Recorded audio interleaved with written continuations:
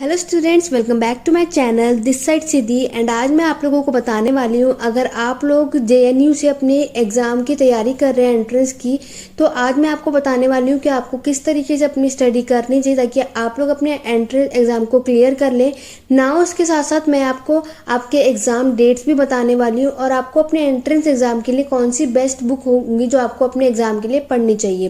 तो आज मैं आपको ये सब कुछ बताऊँगी अपनी इस वीडियो के अंदर, तो वीडियो के एंड तक बने रहना। और अगर आप लोग हिस्ट्री की तैयारी कर रहे हैं जेएनयू से, तो उसका भी मैं आपको सब कुछ आज की वीडियो में बताने वाली हूँ। कौन कौन सी बुक्स आपके लिए सही रहेंगी अपने एंट्रेंस एग्जाम को क्लियर करने के लिए, वो सब कुछ आज की वीडियो में बताने वाली हूँ।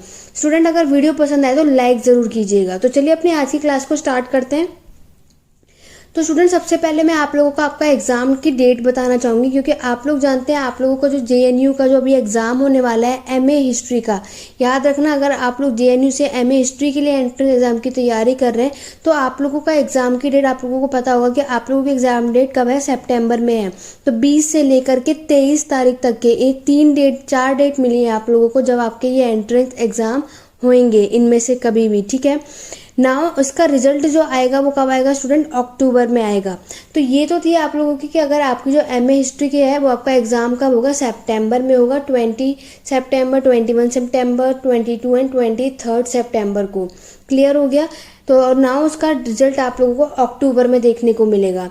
ये तो आप लोगों ने देख लिया कि अब आप लोगों का एग्ज़ाम है सितंबर में, ठीक है। अब हम देखते हैं कि आप लोगों को क्या क्या अभी प्लान करना चाहिए, किस तरीके से आप लोगों को अपने एंट्रेंस एग्जाम की तैयारी करनी चाहिए। तो सबसे पहले स्टूडेंट, आप लोगों को अपना स्टडी प्लान बनाना है।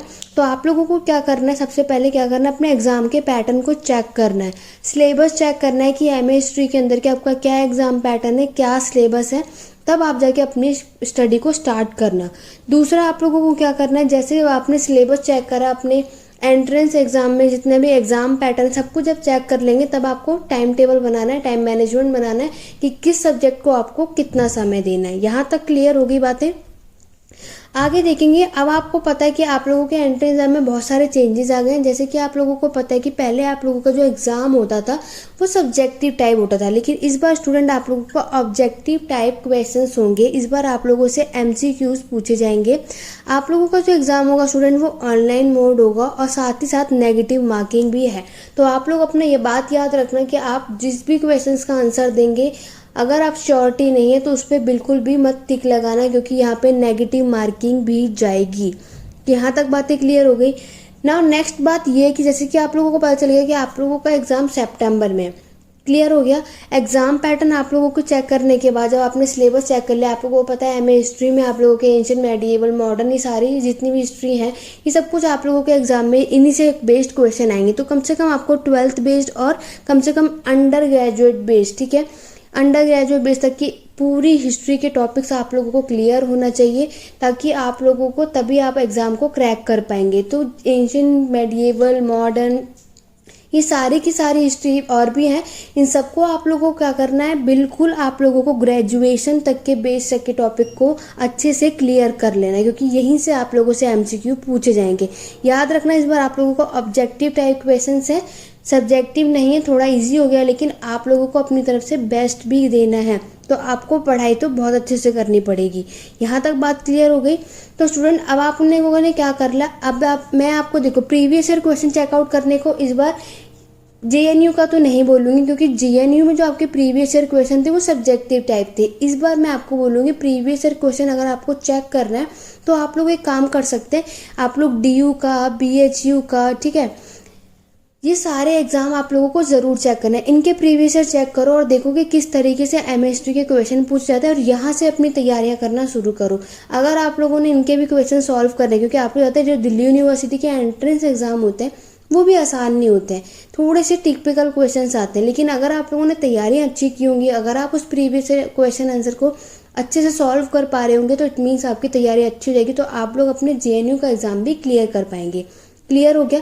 तो आप लोगों को क्या करना है, जब आप लोगों ने अपने टॉपिक्स देख लिए, आप लोगों ने सब कुछ देख लिया कि हाँ हमारा एग्जाम इतने मार्क्स का है, और आपको याद रखना है कि जिस क्वेश्चन आपको आंसर नहीं पता होगा स्टूडेंट, उसको बिल्कुल मत लगाना। कोशिश करना सिर्फ उन्हीं क्वेश्चंस को अटैम्प्ट करना जिसको आप बहुत अच्छे से उसका आंसर जानते होंगे। प्रीवियस ईयर मैंने आपको क्या एडवाइस दी है कि डीयू और बीएचयू का सॉल्व ज़रूर कीजिएगा। जैसे आप लोगों ने अपने टॉपिक को कंप्लीट किया, लाइक आप आज एंशियंट हिस्ट्री पढ़ रहे हैं, प्राचीन भारत का टॉपिक आज अगर आप जो भी पढ़ रहे हैं, अगर आप लोगों ने अच्छे से एंशियंट हिस्ट्री कंप्लीट कर लिया और उसके बाद आप लोगों को क्या करना है, ऐसी मेडिएवल मॉडर्न एंड ऐसे ही आप लोगों की जो यूरोपियन हिस्ट्री है, वर्ल्ड हिस्ट्री है, तो इस तरीके से आपको क्या करना है, सारे क्वेश्चन अटैम्प्ट करने हैं। अगर आप लोगों ने उस अपने सब जितना भी आप लोगों ने तैयारियां की हैं टॉपिक्स को लेकर के, अपनी एमए हिस्ट्री को लेकर के, जब आपको लगे कि हाँ मैंने मैक्सिमम तैयारियां कर ली हैं, उसके बाद प्रीवियस ईयर क्वेश्चन उठाना और देखना, सॉल्व करना कि आपसे ये हो रहे हैं या नहीं। इससे आपको समझ में आ जाएगा कि आपकी कितनी तैयारी हो रही है।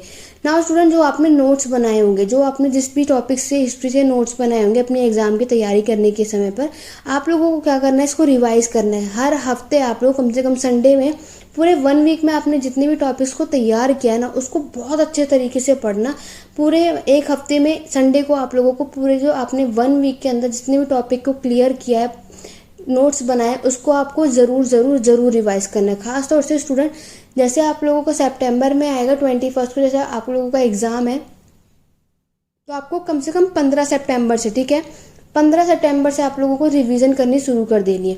और स्टूडेंट पूरी कोशिश करना कि अब आप लोगों के पास, अभी आप लोगों के पास पूरा अगस्त बचा हुआ है, सितंबर में अगस्त, अभी तो आप लोग अच्छे से तैयारी कीजिए। मेरी ये एडवाइस रहेगी, जब सितंबर आएगा स्टूडेंट, तो आप लोगों को क्या करना है कि कुछ भी नया नहीं करना है। आप लोगों ने जितने भी नोट्स बनाए होंगे, जितने भी टॉपिक्स से रिलेटेड अपने नोट्स बनाए होंगे हिस्ट्री में, उतने ही आप लोगों को पढ़ना है। कुछ भी नया मत करना, कोई भी नई बुक्स मत लेना। क्लियर हो गया? तो जितना आप लोगों ने बनाया ना, सिर्फ उसको ही रिवाइज करते रहना, ताकि आपने जितनी तैयारियां की हैं उसको आप बेस्ट कर पाओ। और मैं आपको यही राय दूंगी कि आप लोगों को क्या करना है, बेस्ट से बेस्ट। आप लोगों को जब लगे कि हाँ, आप लोगों ने, जब आपको लगे कि कम से कम 15 अगस्त तक आप लोग अपने टॉपिक्स की तैयारी कीजिए। और फिर मेरी एडवाइस रहेगी कि 15 अगस्त के बाद आप लोगों को क्या करना है, प्रीवियस ईयर स्टूडेंट आपको सॉल्व करने शुरू कर देने चाहिए, ताकि आप लोगों को पता चल जाए आपकी कहाँ पे वीक पॉइंट है और कौन सा टॉपिक आप नहीं कर पा रहे, उस पर आप फिर ज़्यादा फोकस करना। जिस पे आप लोग अच्छे से कर पा रहे हैं ना, उसको आप लोग रिवाइज एंड में करना। लेकिन जो वीक पॉइंट है, जिसमें आपको प्रॉब्लम आ रही है, उसको बार बार करो। प्रीवियस ईयर आपको 15 अगस्त के बाद से स्टार्ट कर देना है और बार बार करना, ताकि आपकी तैयारी बहुत अच्छे से हो जाए। क्लियर हो गया स्टूडेंट?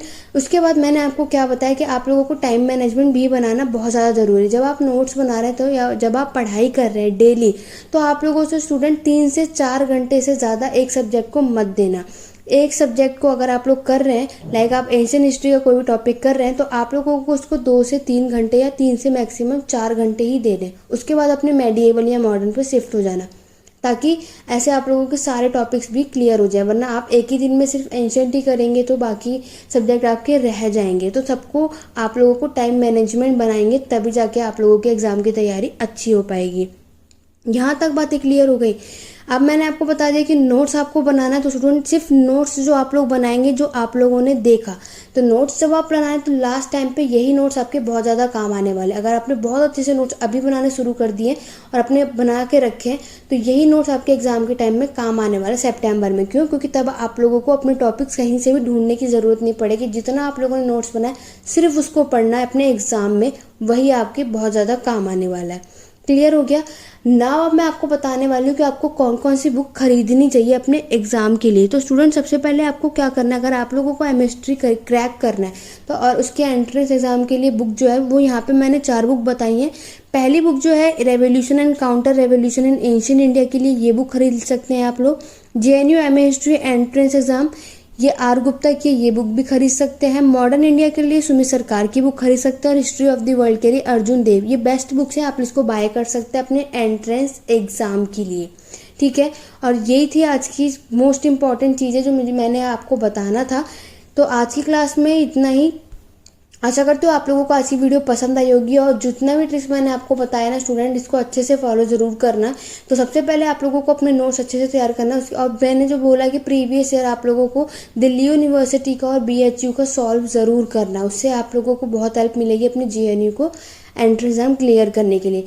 वीडियो कैसी लगी सब मुझे वीडियो कमेंट करके ज़रूर बताना स्टूडेंट। वीडियो पसंद आई तो लाइक करो, ज़्यादा शेयर करो। चैनल पे नए हो, चैनल को सब्सक्राइब करो, बेल आइकन जरूर प्रेस करना, ताकि नेक्स्ट वीडियो जब भी अपलोड करूँ तो नोटिफिकेशन आपको टाइम टू टाइम मिल जाए। टेलीग्राम चैनल का लिंक नीचे डिस्क्रिप्शन में दिया है। कोई भी डाउट हो तो, कोई भी क्वेरी हो तो आप मुझे कमेंट करके भी पूछ सकते हैं वहाँ पे।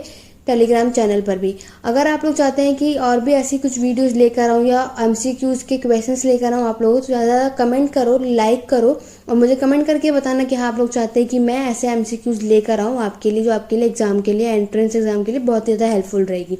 ओके, तो आज की क्लास कैसी लगी सबको मुझे कमेंट करके ज़रूर बताना, ज़्यादा से ज़्यादा लाइक शेयर ज़रूर कीजिएगा। आज की क्लास में बस इतना ही। Thank you for watching.